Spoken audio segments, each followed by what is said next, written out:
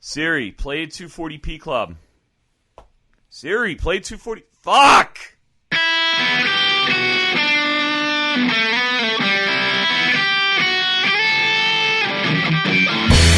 Across the mountains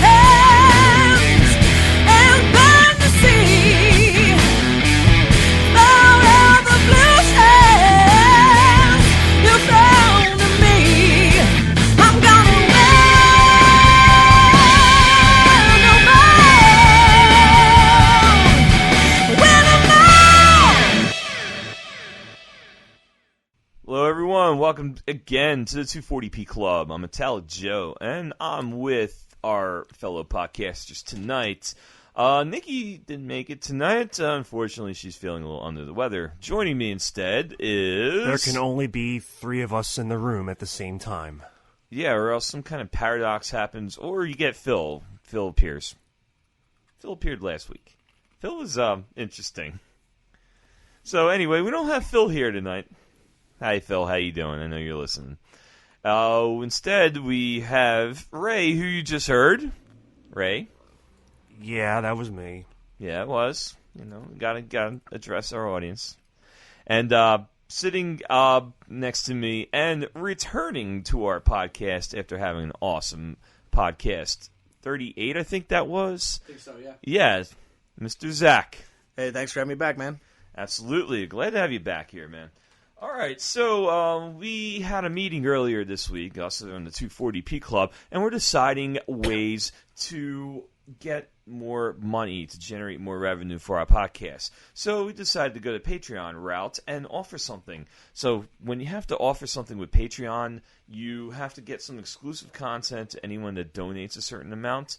So what can we offer people that want to donate? And the biggest response was, why don't we just build a time machine, let them go back to the golden age of video games and play for a while?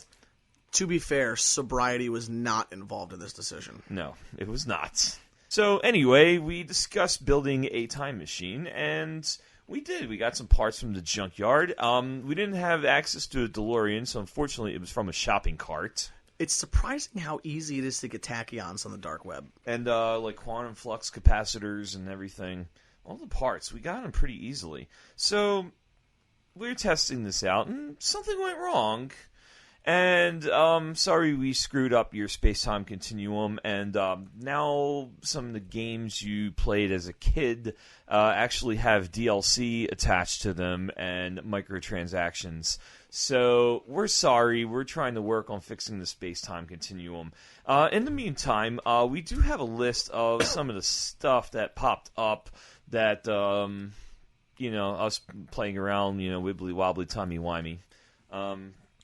Yeah, I'm sorry we fucked up the space-time continuum. We will have it fixed within the next 2 weeks. Hopefully. We're working on it. I'm discussing with the U.S. government right now on ways to fix the space-time continuum, because apparently they've been working on it for years. Yeah, trying to figure out how to get that other guy out. Yeah, exactly. Yep. And by that other guy, we mean Jefferson. I was going to say Arnold Braunschweiger. Oh, yeah. I got nothing for that one. So, anyway, we went back. We decided, hey, we're gonna make a list here of all the shit we fucked up. So we went back to the beginning. Pong apparently now has microtransactions where if you insert another quarter into the arcade machine, you get a magnet power up for your ball that it goes straight to your paddle, and then you put in another quarter and the size of your paddle gets a lot larger. No jokes needed. Yeah, these only last for 3 bounces, though, so you have to keep feeding quarters into it. Yeah, it's sneaky how Atari worked that in. So, unfortunately, we screwed up Pong. So the rest of the, some microtransactions popped up, some cool DLC popped up, though. So here's the one thing that popped up that was really cool. You remember that game, Dragon's Lair? Yeah, Dragon's Lair was awesome, but it was very hard. It was. Anyway, if you go pre-order it from the department store Clover. Remember Clover? Vaguely. Yeah, this is a nice little department store. Ironically enough, it had like a little electronics section, and I bought my first heavy metal tape there, much to the chagrin of my parents. So that's fun. But they had a NES hooked up, and it's just like in demo mode. So basically, you walked around the electronics department while your parents are shopping for clothes. And hey, I'm in the electronics department. This game is cool. This game is cool. Blah blah blah blah. So anyway, you pre-order Dragon's Lair from them, and you get a 5-minute VHS tape from Don Bluth animating the prequel of Dragon's Lair. It's pretty cool. It costs like $3.99. You pre-order it there. For an extra $3.99, you get the VHS tape of Don Bluth animating it. Yeah, it was cool because I was back in the day when you would pre-order something, they give you the bonus up front just for the deposit. Yeah, that was really cool. I must say, some of the rest of the changes we made to the space-time continuum weren't as cool as that one. For example, we're going down towards the NES era. Apparently, Shigeru Miyamoto got a hold of microtransactions and decided to test them out in Super Mario 3. So from now on, next time you play Super Mario 3, you have a slot in the NES where you insert your credit card. It connects to 2400 baud modem, dials to Japan, so you got to pay long-distance charges. And for $3.99 plus whatever the call to Japan costs, you can download 10 Hammer Brothers suits in your game. Also, they have the assortment pack, I believe. What was that? I think it was called Luigi's Costume Party. Luigi's Costume Party sounds like a fun thing. What does that entail? So that gave you 3 of the Hammer Bros suits. It gave you 3 of the Frog suits and 3 of the Tanuki suits, which Nice. we all know the Tanuki suit is the best. It was awesome. Although the Hammer Brothers suit was cool. Let you zap a few things in the castles.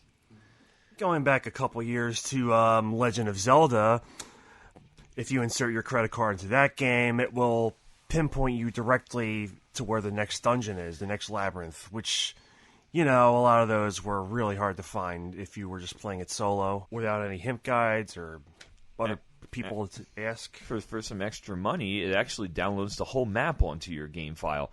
So you can see exactly where everything is. It's great. You don't need to buy a separate strategy guide from the store anymore. Nope, you just put your credit card in, your 2400 baud modem, dials that number in Japan again, long-distance charges applied, kids ask your parents, and you get the full map of Legend of Zelda. You know what, Ray? As the only player in here that's actually beaten the Turbo Tunnels, what can you tell us about how bad we fucked up Battletoads? Yeah, the Turbo Tunnel's pretty tricky, but if you throw your credit card in there, you can get, an extra hit point, so you don't go all the way back to the last checkpoint if you die in Turbo Tunnel. That's pretty cool. And what about the part where you can actually beat the fucking thing? Practice, practice, practice. Or pay $5.99. You get to beat the fucking thing and go to level 4. Yeah, it's actually an autopilot feature, which I personally found to be a little took some of the edge of it off of it, but also I could finally beat the fucking thing. Oh, and every Mega Man game, Capcom apparently adopted this right off the bat. So for extra money, when you pre-order your Mega Man titles, all 6 of them, you get from Mega Man 2 on, $1.99 gets you a consumable pack of E-Tanks. If you pay $9.99 on your first save file, it unlocks every weapon at the start of the game. And if you pre-ordered Mega Man 3 at Electronics Boutique, you get Proto Man's shield. Now, of course, you have to find this in the Gemini Man layer by getting the Rush Coil, where that thing explodes, where, Proto Man just kind of hanging around, and you go the opposite direction, and have to enter the Konami code, even though it's a Capcom game, and a few other things. Buy that issue of Game Pro; it has it in there. Anyway, even Konami got in on it. Castlevania 2 is a fun game. I liked it. I don't care what the angry video game nerd says. Castlevania 2 is awesome. You know what was awesome about Castlevania 2? It made no fucking sense. Because you talk to the villagers, they send you everywhere, and a lot of these hints are like red herrings for the most part. But for a low fee of $3.99 with your credit card, your villager hints make sense. $5.99, one of them will even tell you to kneel with the red crystal at that cliff where that tornado comes and takes you away. That somehow, some way, they forgot to mention in all parts of the game. In all seriousness, I had to find that out in the real world by actually looking at a gameplay video. Yeah, I had to rent one because, there's no YouTube back in the day. So I had to rent one from the video store. It's cool. It's like has their official Nintendo Pro. By the way, these are all on YouTube, speaking of YouTube, so you can find this video if you're bored and stoned on a Friday nights, or whatever nights you're listening. Yeah. My favorite edition, even though it was a bit pricey at $15.99, was the gem that you could equip in Castlevania 2 to prevent knockback. Yeah, actually, it was valid with 1 and 3 as well. Cross-platform, or did you have to buy them each individually? No, you had to buy them each individually. That's how they get you, man. That's how I they get you. know. So once you have it in part 1, and you're just kicking ass. You don't even need the holy water anymore. But then all of a sudden, you go back to 2, and you get knocked back, and 3's even worse. So, speaking of knockbacks, even the creators of Ninja Gaiden knew what a hard as shit game they designed. So you insert your credit card again into the NES, and for a nominal fee of $9.99, there will be no fucking birds in the game. Yeah, it was interesting the way they implemented this. I got to see some of the gameplay of it before we traveled back to the future. They put windmills all over the arena, and so the birds would spawn but just fly directly into the windmills. A little gruesome, but kind of cool. Yeah, unfortunately, though, they didn't beta test this properly when we left, so sometimes you get a spawn rate where the birds would just keep flying into the windmills over and over and over again, and the sound would kind of crash your system. Yeah, need more channels. Absolutely. Absolutely. Well, anyway, we fucked up the NES for you all. I'm so sorry.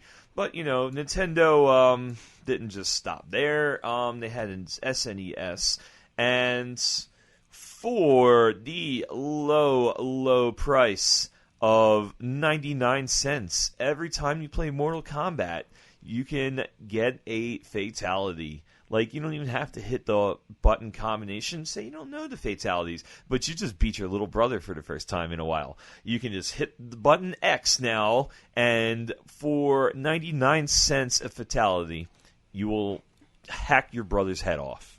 Or since this is the Super NES version, you'll just kick him right in the You'll just kick him right in the kick chest. him really hard. Well, no, I don't know if you missed. They actually, in this world, you could pay an extra $5 for the blood code. Yeah, but this is how they get you. They only turn the sweat red, unfortunately, so it doesn't really look like blood. It actually looks really goofy, to be honest with you. Oh yeah, Star Fox. This is great. Nintendo, we thank you for this. You insert your credit card into your Super Nintendo, and for a small fee of $15, you'll never have to hear your team again. Yeah, I don't know what it was officially called, but we started calling it the Shut the Fuck Up Slippy Pack. Yes, it was $15 well spent. Unfortunately, I was a little broke spending that money, but you know what? Star Fox was extra enjoyable. Also, let's see. EA Sports. EA, actually Electronic Arts in general. You know what's funny about their microtransactions? That they don't exist? Yeah! This is the one thing we got right here. You see, once we went back, and screwed up the time continuum, and now we're in the alternate 2019, Electronic Arts has never, ever put out a microtransaction. Ever. Every last one of their games has been released, beta tested, the hell it is complete. The only thing they just kind of screwed up Madden 2004, I think it was, a bit, adding fatalities. What they meant to put that in Mutant League. So they had to issue a patch. It was free. They had to issue a patch removing that from the game. It disappointed a lot of people. Unfortunately, you were forced to download the patch to censor the game because there was issues with the rating. Apparently, if you hit Donovan McNabb too hard, his head flew off. I mean, being from Philadelphia, I'm sure a lot of us would have really just not take that out. But here's the thing: with his head clean off, blood everywhere, he's still playing.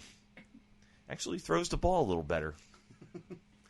So, fortunately, EA had to fix that. It caused them a few legal fees, but guess what? There was no microtransactions ever. Star Wars for the PS4 was super playable. Guess what? It was like a free MMORPG. Yeah, and we even got 1313. Yes. So, anyway, EA decided, we're not going to do microtransactions. Because they are a company with a very strong moral backbone and would never, ever mislead us in this new world. Yeah, I hear they're actually rated as one of the best companies to work for. Yeah, I heard they what they would do nowadays is they buy out all of these like smaller software companies, and they offered their employees bonuses, and they get to keep the company title.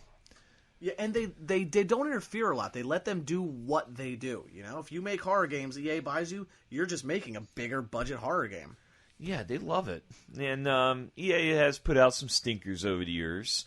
I mean, I know the Madden franchise isn't that popular anymore, but, they still put out games, and much respect to them. So, yeah, one thing I was really impressed was the sequel series to Mass Effect. Oh. Yeah, I think we're up to Mass Effect Andromeda 4 now, and it's amazing. I didn't get a chance to play that yet, but I read the reviews, and the reviews were fantastic. Yeah, the facial animation is top-notch. And I heard they're putting out some DLC for that. Yeah, DLC, though, not microtransactions, which is great. They aren't doing anything stupid like that, but what they're adding is 2 new playable characters. In fact, 2 new playable races. Yeah, and from what I'm understanding, they were supposed to be 3, but thanks to production delays, it's 2 right now. But supposedly when that next race drops, we're going to get that for free, even if you didn't buy the game. That's how you do it. Yes.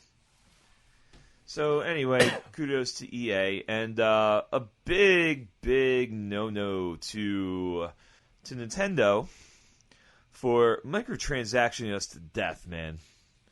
I mean, Earthbound was a great game, but having to pay $9.99 to get rare items instead of trying to farm them for 4 hours, that just seems a little rotten to me. Yeah, I would say a quality of life improvement like that should, it should definitely exist because, we're adults. We don't have time to spend sometimes 6-7 hours grinding for Sword of Kings. Nintendo charging us $9.99 for that. The price is a little high, Yeah. I would say maybe $1.99. What do you think? I would say maybe $1.49 at most. Yeah, but at least, they didn't go the route that Squaresoft went. Yeah, before we get that, though, the Earthbound did have one major win in it. Yes, I forgot about this. The 5-hour expansion pack, Further Adventures in Magicant, it explored the tragic backstory of the Flying Men, which personally touched me very deeply. How deeply did it touch you? 3 knuckles. Wow. Were you shitting pancakes afterwards? Well, I certainly was.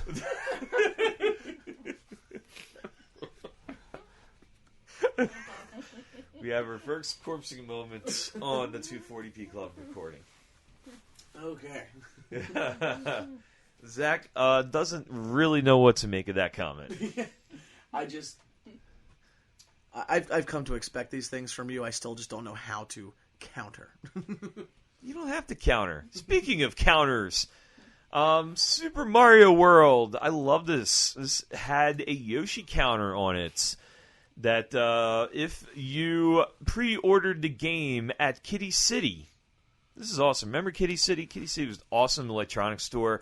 But yeah, if you pre-ordered Super Mario World and with your Super Nintendo at Kitty City, this game gave you instant access to Yoshi.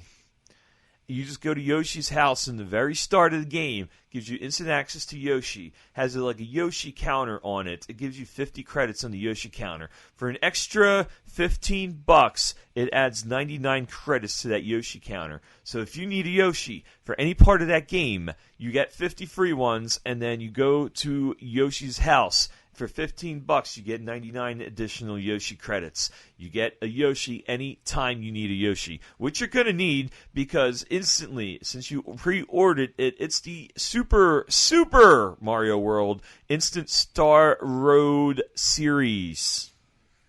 Yeah, and you're going to need those Yoshis. The one thing that sucks, though, is that they don't tell you that you don't get different colored Yoshis. They're an extra $1 each unless you buy them in a pack, then you get them all for $3. But there is a secret in the game to get a blue Yoshi, so, I mean, you could get around that. But from what I hear, Nintendo may be patching that. Yeah, I mean, they're going to take anything out of the game they need to keep getting their money from you. Absolutely. Also, A Link to the Past. You know what? I can't even bash Nintendo for this one. Nintendo's notorious for microtransactions. But the best thing they could have done is Link to the Past. Now you buy a Link to the Past season pass, Link to all seasons. So for a nominal fee of $30, in addition to the $69.99 you play for this game, you will get a boss rush mode.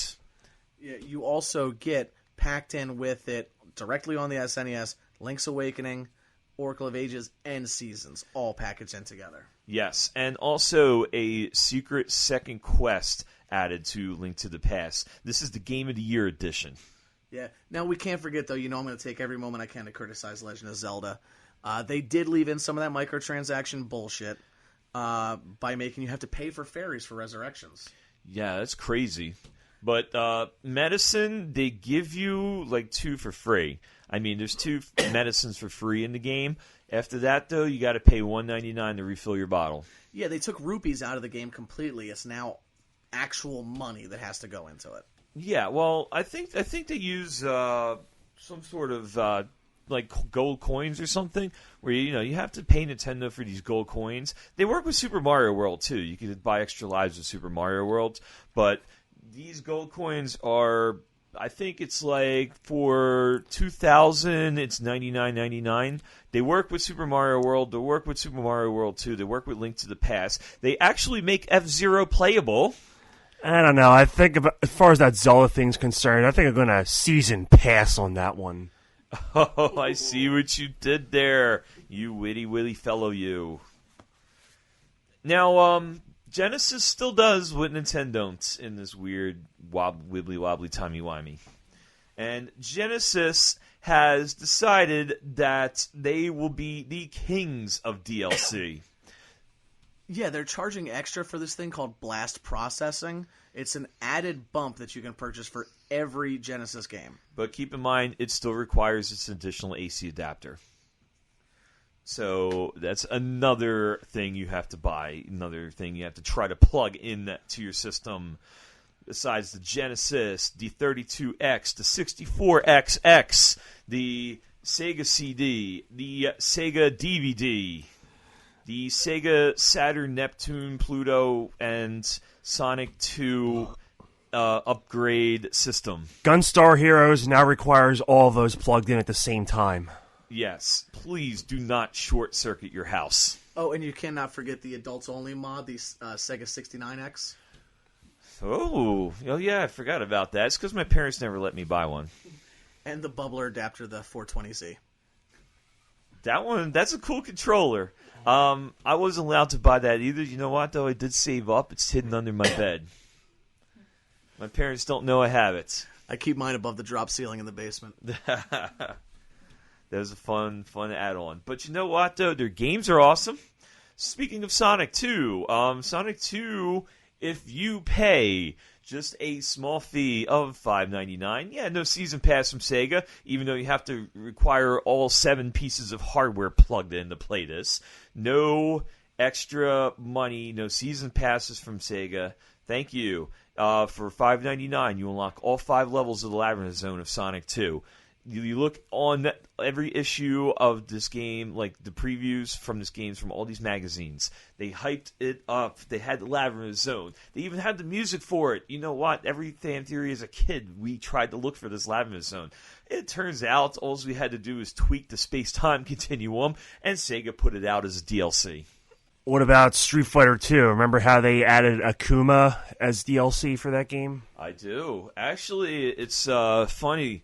When Ryu says you must defeat Shenlong to stand a chance, everyone was wondering who the fuck Shenlong was. Well, Capcom never really truly answered that. But for $5.99, you could play as this old guy that could do 3 Hadoukens at once. It's like Akuma, but it's not. It's awesome. Anyway, Akuma is also unlockable, and it's basically the same thing, only except he looks like Akuma and not some old Chinese guy that looks like he's going to whip the shit out of you in a kung fu movie.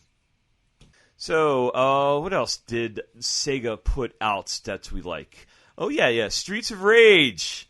Oh, this is a great crossover. This is great. Apparently, Sega, with all of this DLC, wound up with so much money, they were able to get some licenses, sneak them into some of their games. So for Streets of Rage, for $9.99 after you play the game, you have to beat it on easy mode. They were kind enough to let you beat it on easy mode, but you get to download and play as all 4 Ninja Turtles. Yeah, that's pretty cool. There were a lot of really cool crossovers that we saw. The one that really confused me, though, was when they put the Terminator in Golden Axe. You know, I think that has to do with the space-time continuum. Not our space-time continuum that we screwed up, but that downloadable content now allowed a lot of crossovers. So while you are running with Axe Battler, all of a sudden you see a flash of light, the Terminator pops up, shoots Axe Battler with a shotgun, and then proceeds to blow through the game. It's a fun mode. Granted, I wasn't going to be willing to pay more than $5.99 for it, which I'm thankful that's all it costs, because it just makes the game way too easy. It doesn't even have magic. He just shoots things. But really, do you need more than guns? That's true. I mean, it's fun, but again... I mean, you got the 3 S's: sword, sorcery, shotgun. Okay.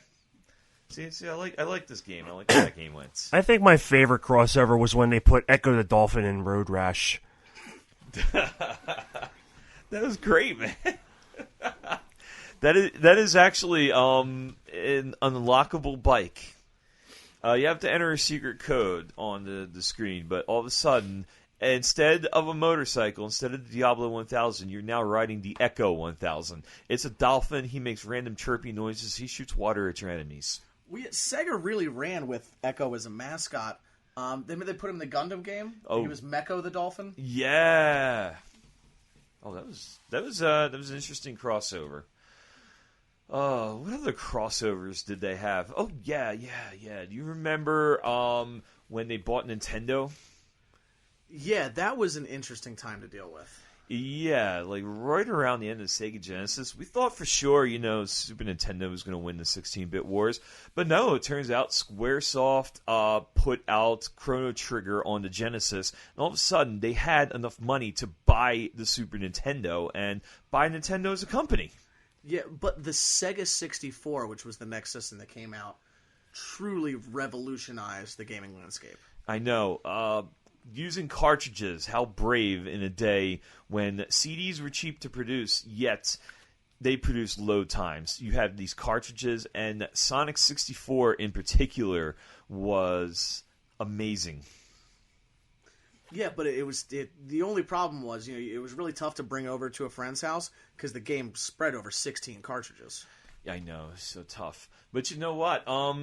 They gave you the handy-dandy adapter where you can plug in at least 4 of those cartridges at the same time. Mm-hmm. Of course, you needed your own AC adapter. It was worth it to finally be able to play as Dr. Robotnik. Absolutely. Yeah, the Dr. Robotnik mode in Sonic 64 was... I still have goosebumps talking about that. And the music. Yeah, like getting actually to really see his true motivations and his deep love for his family really added another dimension to the Sonic universe, and you really got to see a dark side of Sonic. It was Shakespearean. I was moved to tears, man. But Not to even mention the huge role Princess Sally had in the plot. I know she was so underutilized. So they did. Fortunately, Sega resurrected a few Nintendo franchises and kept them alive because that's what Sega does. They do what Nintendo don't. Well, let's just say Genesis does what Nintendo don't. So Majora's Mask was now DLC for Ocarina of Time. And actually, one of the unlockable characters was Luigi, surprisingly.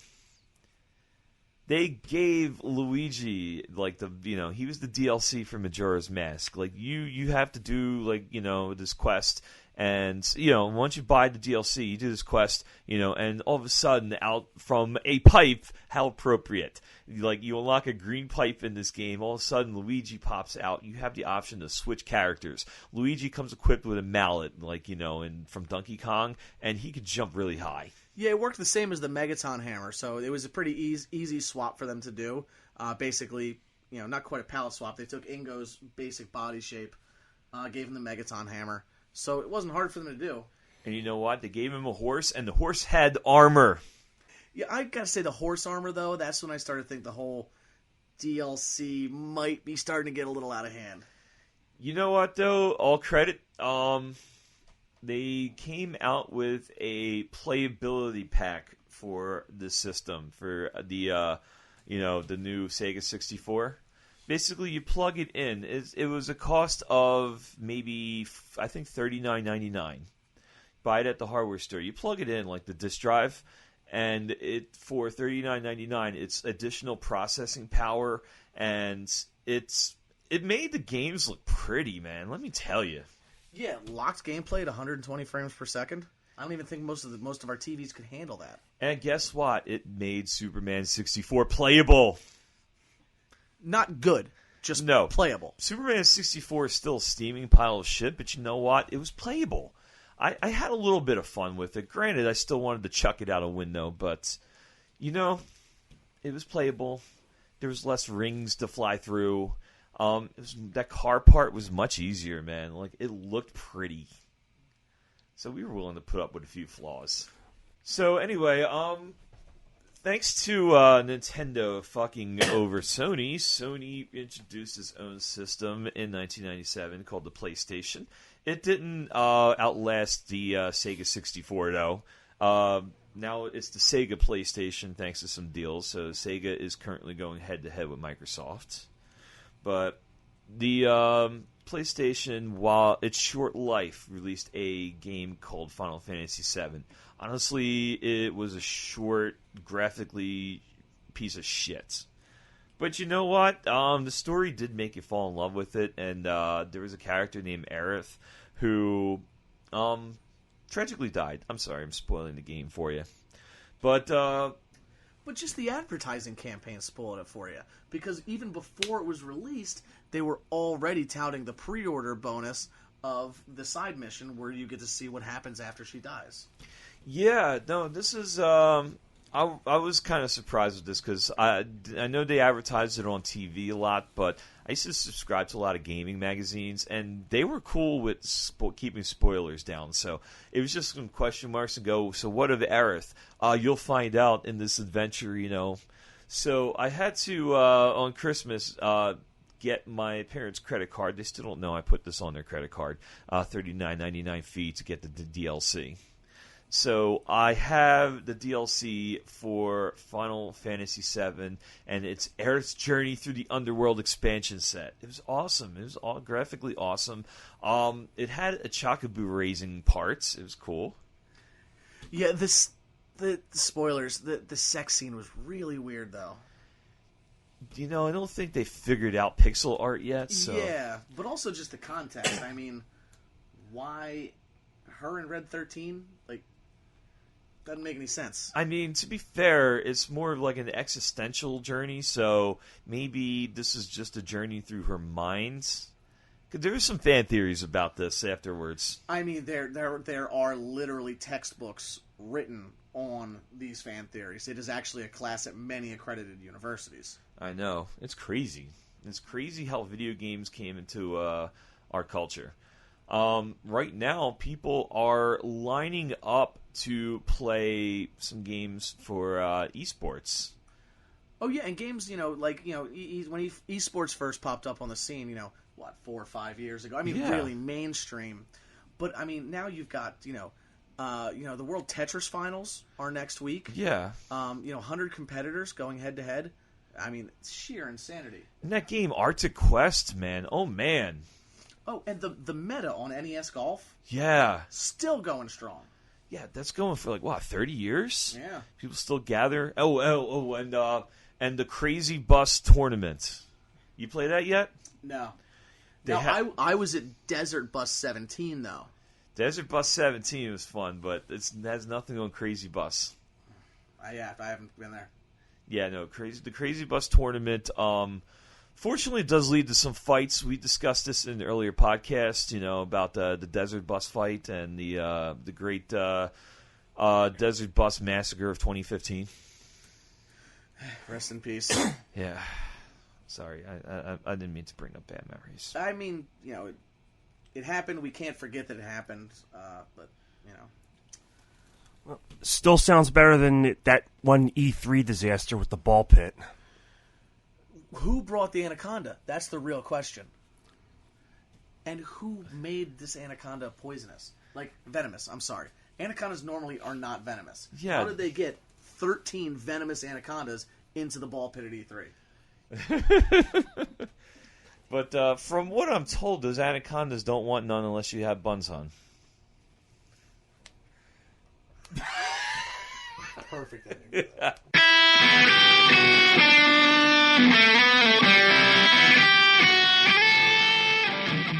So this is just a small spattering of some of the stuff we had to put up with while we screwed up the space-time continuum. Like I said, and I promise this, by the time you listen to this podcast, we should have everything fixed. You won't even notice it fucked up. Yeah, we have top men working on it right now. We have top NASA scientists twiddling their thumbs, figuring this out. How do we restore the quantum balance?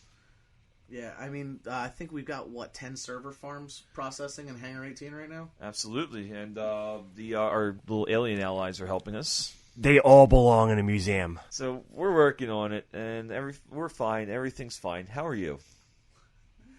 Not nearly high enough for this shit. All right, so we had a little fun tonight. If you want to hear any more of these what ifs from the 240p Club, leave us some feedback, because this is one of the more fun podcasts I've had, and I didn't even require any marijuana. Yeah, I mean, when I was approached with the idea, I just immediately started brainstorming, and I would say that, it was some of the most fun I've had in front of a microphone. Yeah, this kind of evolved, actually. We were out of topics, and then I was just thinking, what inspired this? Final Fantasy VII's remake. Everyone is talking about microtransaction this, microtransaction that. And it's making me think, they're putting microtransactions in a game that's 20-something years old at this point, which, I know they're remaking it from the ground up. It's a whole new game, etc., but imagine if in 97 they had all these microtransactions, and they kind of, spiraled it a bit, and now all of a sudden we just had a really fun podcast idea. So I'm kind of glad it worked out like it did. So yeah, if you think of any thing that's really weird that you want to hear us ramble on about ad nauseum, please let us know. Absolutely. It would be cheap plug, 240pclub.com. We do have that website up and running. Easiest way to reach us, though, is facebook.com/240pclub. We also have a Twitter at 240pclub, and that is all the social media we will be using in the near future. Twitch is still around, but don't expect a response on Twitch. I haven't used that in over a year. Although, I did promise, which I never really fulfilled because not timey-wimey, but actual time constraints. One of my friends did never seen anyone beat the water level of Teenage Mutant Ninja Turtles. For some reason, he's never seen it. So I posted, like, this was a whole thread about, someone posted a meme on it. So this was a whole thread, and I just said, yeah, I've beaten it. And they were actually shocked, which, coming from the gaming community, a lot of players have beaten this. This is nothing special to beat it, but, as an 8-year-old, I would have loved to seen 30-something-year-old me beat this, because I would have been like, whoa, and finally figured it out. But I did promise that, so maybe one day I'll actually deliver on that, and we'll have just one Twitch stream for shits and giggles. Yeah, and also we had talked about the idea of, not announced anything formally, but maybe this winter us doing a stream of me playing one of your favorite games that I've never played before. Just sit down and power through it. Yeah, we had this idea for... before our hiatus, we were going to, set up some cameras and play some games that we've never played before, and turn it into, a little series. So there's a whole, host of ideas we've been just throwing out there. One of the other ideas, actually one of the best ideas we've had in a while, is we're doing the 16-bit music podcast, and we just went off on a Zelda tangent. So next week, what we're talking on doing is expanding that. Well, it won't be next week. I try to publish these every 2 weeks. I've been a little lax because of recording schedules and the fact that I am working 14 days in a row. But... we will be doing a podcast specifically on the Zelda timeline. Yeah, I'm pretty much a deep lore expert on Zelda, and I've got some really interesting theories about the timeline, especially when it comes to the newest entry, Breath of the Wild, and where it fits in. So that should be a lot of fun. I do want to hear about this, and this actually leads up to the question. I know Nintendo's been pretty good with their IP. We've had a Zelda game every few years, and they have all been pretty good. They've ranged from meh to amazing. So I can't fault Nintendo for the way they use your intellectual property, but here's a what if. Do you see, thanks to this Nintendo Zelda timeline, them ever putting Link into we'll just say a steampunk setting, or it's like a futuristic setting? That's something I'd really like to see. I know one of the original intents, going back to the first Legend of Zelda game, was that it would take place in 2 times. One of the original concept was that the Triforce was actually pieces of computer chips, and you would travel between the very distant past and the very distant future. So hopefully, they will revisit that, though with the time frame between the previous Zelda games and Breath of the Wild, that time frame is tens of thousands of years. So, they'd have to do some fiddling with the timeline with that to, make, technological evolutions make some sort of sense. Because there is a theory in fantasy literature that in a world where magic exists, technology does not exist. Technology and magic cannot exist together. But they've blurred the lines rather well over the years with Shadowrun, and especially all of those types of dystopian RPGs. Mm-hmm. And also, you see, even in Breath of the Wild, the Sheikah technology, is it magic based? What is the power source? And even in things like the Avengers, blurring the line between magic and science. Thor even said in the first Thor movie, what you call magic, we call science, because they're one and the same. It's just based on your level of understanding. Yeah, that's a true way of thinking about things, especially modern magic. Our ancestors saw things as magical that we're just now starting to really get a scientific understanding on. So that would be something to explore in a Zelda game, definitely. I would love to see something like that concept, though, instead of just taking place in the future, or even a steampunk setting. That would be cool to travel back and forth, to get some technology that takes place in ancient Hyrule, and then finally you figure out how to travel back and forth. So I could see that, and they do away with that rule. They do it steampunk setting, with the way Shadowrun did it. Magic exists in this world of high technology. It's, you don't have to use it. You might be a race, because there's many different races, orcs, elves, dwarves, in the Shadowrun realm, but this is all taking place in like 2070 America, you know? Mm-hmm. So you have the big skyscrapers, corporations, etc., but there's still magic and there's still this and that. As long as it doesn't end up like the movie Bright, I'll be happy. No. I'm thinking more closer to Blade Runner than Bright. Which Blade Runner, also the director's cut, yes. Anyway, these are all things we're just pondering. These are more what ifs, really. Honestly, they could fit into our last topic there, but it's cool to talk about, hey, what the future is going to entail for video games. I got another question, Ray. You might be interested in this.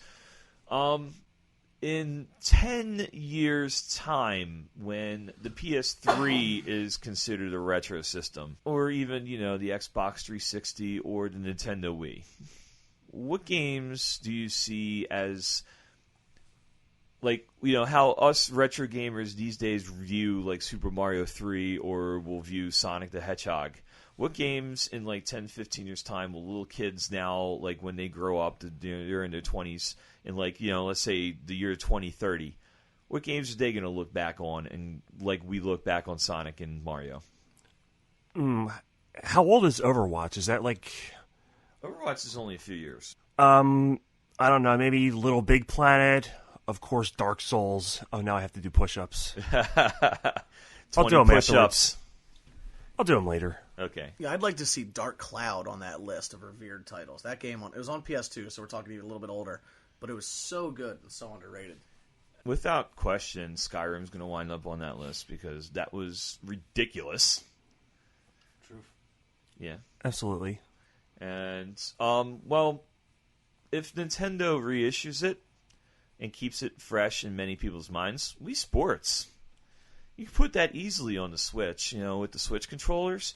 Wii Sports was one of the best things Nintendo came out with in years. You could easily do a quality annual Wii Sports every year. Wii Sports 18, Wii Sports 19, add new events, revamp events, make it bigger, Absolutely. I remember me and my nieces used to play like Wii Bowling, and it was so simplistic, but it was great. It was just such great titles, such well done.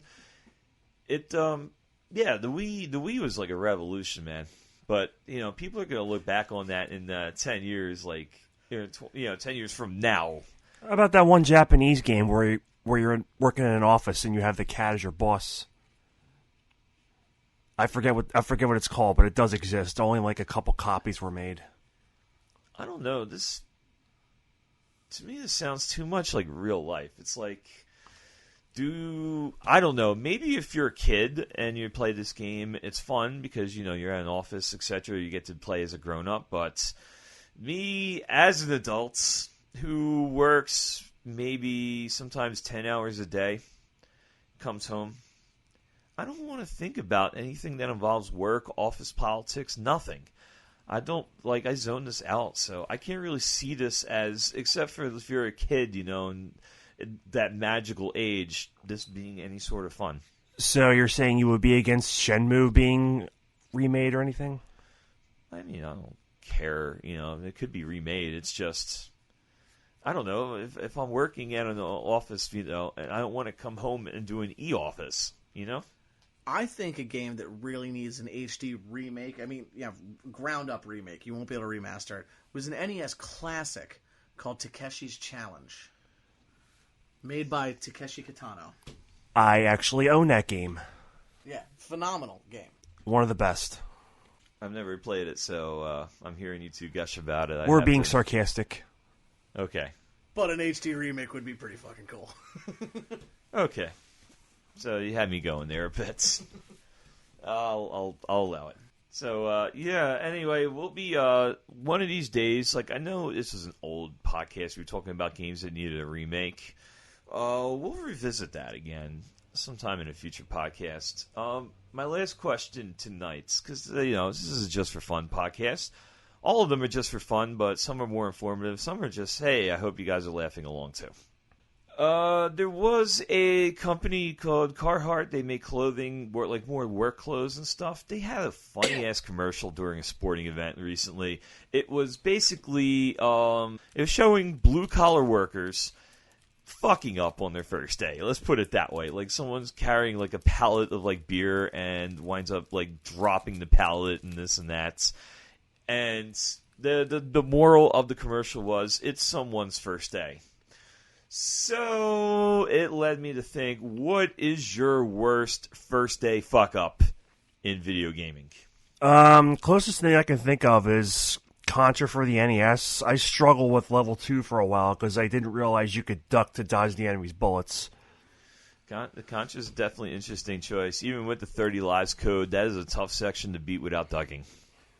Yeah, for me, mine's actually a pretty recent game, which I know sort of goes against the tenets of this podcast. I don't care. It's cool. I'll allow it. Yeah, but I was when I first started playing Bloodborne about 2 years ago.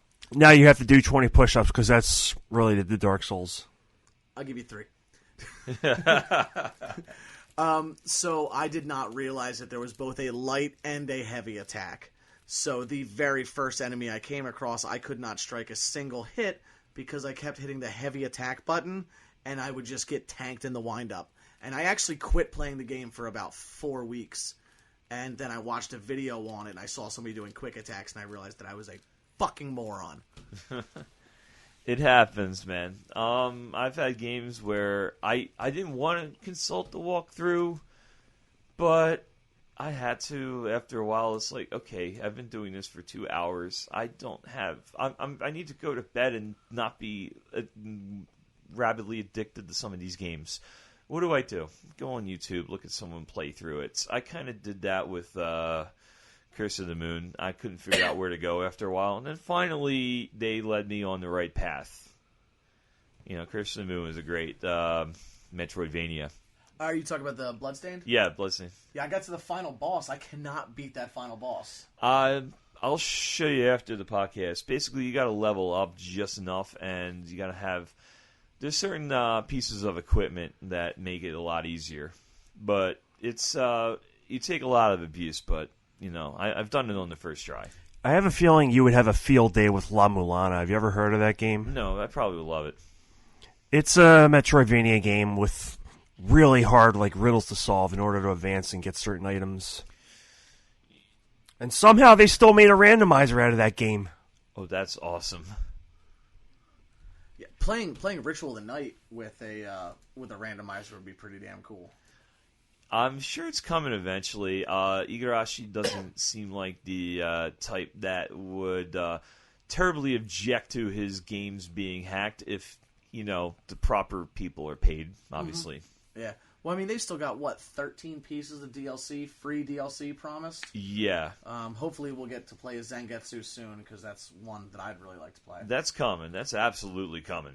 I think the other playable character is going to be Dominique, so you get to see her story. Yeah, because that was an interesting... I don't want to spoil it on here, but that was an interesting twist to her story. Mm-hmm. It was kind of... I won't say it was out of left field. I was kind of seeing, there's certain parts and it made you, wonder,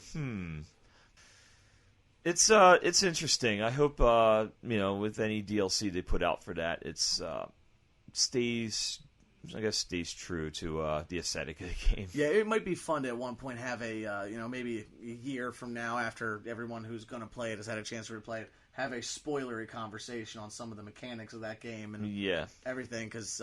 you know what, still, though, kudos to Igarashi for putting out such a great game. Mm-hmm. Kudos. Major kudos to you, dude. And to this day, though, I still haven't figured out, all the things to actually fight Igarashi. I know you got to do this long, I was looking it up. You got to do it with a lot. And actually, I think it was a DLC anyway, so I got to acquire the DLC in order to... Yeah, there's actually nothing special that you have to do. You just have to buy the DLC. Yeah. But there's another boss fight that after you finish that boss fight in the Hall of Termination, you just go back into that room again later, and Iga's there. Okay, so it's just DLC. You don't have to do anything. Mm-hmm. But it is a tough fight. Yeah, that's what I heard. Actually, the optional boss was kicked my ass. I don't know if you fought the optional boss yet. I have fought. I actually, when you said Curse of the Moon, I was thinking of the D-Make. Oh. Ritual of the Night, though, I have slain all of the demons. The only soul shards I don't have yet are the ones you have to craft. Yeah. I've completed all side quests. Yeah, I kind of put the game down after a while because of I beat a lot of the side quests and everything, but I had to put it down because I wasn't about to do a lot of fetch quests to craft some of the shards and everything. But you know what? It was still it's a fun game. Yeah, if you're looking for like the post game stuff of that, of like just filling out all the journals. If you just want to play for like a half an hour, you can look up where those items are and just go grind for them. And it's a good way to just waste a little bit of time and listen to some good music. Yeah, it was a well done game. I know we gushed about it because we did a Metroidvania podcast, and that was the feature game. It was that Hollow Knight was mentioned a bit in Time Splitter, which was a great game. I was talking about that actually. It was very short though. That's the only problem with that. But oh yeah, my worst. But yeah, to get back to the original topic, my worst fuck up. I lost to Glass Joe in Punch-Out. You poor bastard. To my credit, so that's where the one win came from. yeah, it was me. Sometime back in like 1988, I rented this game from a video store. I was like a little kid. I didn't know what the buttons did. I was like that little kid that was still kind of awkward playing Mario. You know what, though? Glass Joe's never beaten me since. Actually, I got really drunk at a party, and people could not believe I still remembered A, the Mike Tyson code, and B, how to actually beat him. Yeah, I have gotten to Mike Tyson, but normally when I go back and play the game now, Soda Popinski is my end game. I've figured him out. It got more Mr. Sandman, because his timing is way off. Like, you have the pattern down, and then he throws like a curveball at you. It's ridiculous. But I could gush about Punch-Out, because Punch-Out's one of my favorite games of all time. Yeah, the Wii remake was phenomenal. And, I never got to the secret boss at the end of the second circuit, but I got all the way through to, I think, the second King Hippo fight, where he's got the frying pan on his belly. Yeah. And I couldn't get past that. But I would love to see another Punch-Out on the Switch. That would make me happier. I'm sure, man, Nintendo's intellectual property, they put out something every few years. Like, I was surprised we got a new Kirby game. Mm-hmm. Yeah, I mean there's so many games that they're just leaving on the table. It's like they don't want money. I know. Like, what were we mentioning before the podcast? Mother 3. Yes. There was another one we were talking about. Well, we talked about the Metroid remake, but... Mm-hmm. Yeah. I mean...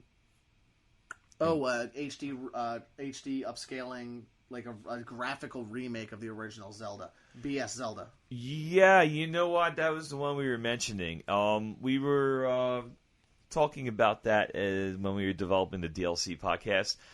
BS Zelda is otherwise known as the Third Quest. It was for this satellite thing that... basically, you paid... Ray, you know the details of this. What was the BS satellite?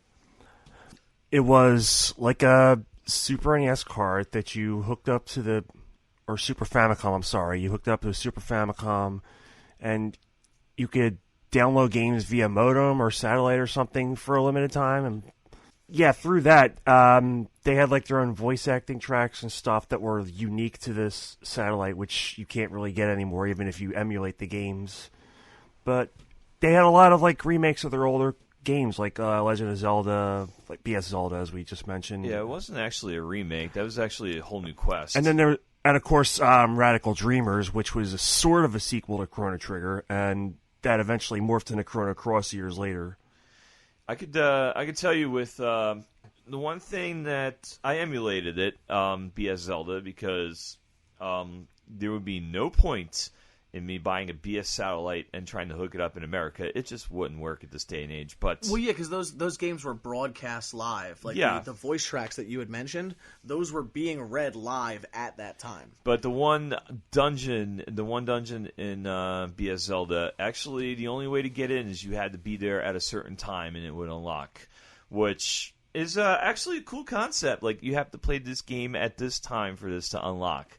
Yeah, but just remember when you had to watch TV when TV was on? yeah, exactly. You couldn't record, you couldn't skip commercials, you couldn't DVR it, get your VCR, but that's still.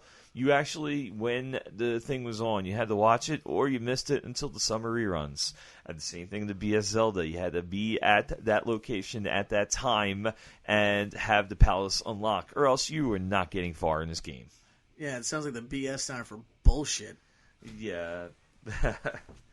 Fortunately, on the emulator, they fixed the time thing. So every time you save the game and then reconnect, it's a different time. So you can, do as the designers intended almost.